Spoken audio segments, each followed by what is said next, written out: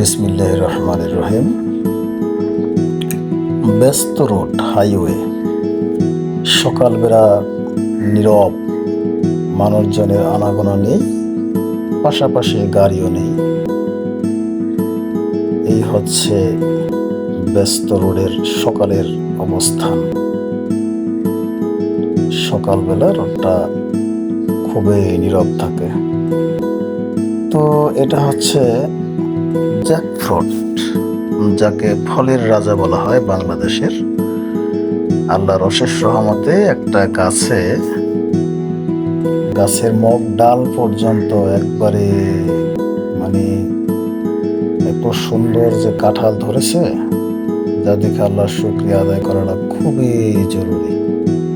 দেখেন, একবারে গাছের মুখ ডালেও কিন্তু কাঁঠাল রয়েছে। তো কাঁঠালের পরে আমরা আরো একটি সুন্দর ফল দেখব, যেটা হয়তো এই জেনারেশনের অনেকেই জানে না যে এটা কোন ধরনের গাছ বা কি গাছ। এই যে একটা গাছ দেখতে পাচ্ছি, এটাকে আমাদের সজনা গাছ বলা হয়। এটা উচ্চ রক্তচাপ, ডায়াবেটিস থেকে শুরু করে সব ধরনের কাজ করে। আর যেই গাছটার কথা আমি বলেছিলাম যে অনেকে চিনে না, এই সেই কাঙ্ক্ষিত ফল। এর বরিশালের আঞ্চলিক ভাষায় একে ডৌয়া ফল বলা হয়।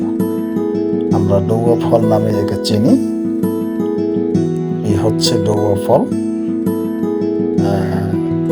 এই ফলটার একটা বিশেষত্ব আছে, সেটা হচ্ছে এই ফল কখনোই তাল, নারিকেল, আম এদের মতো লেবেলে পাওয়া যায় না। এরা সবসময় আঁকা বাঁকা হয়।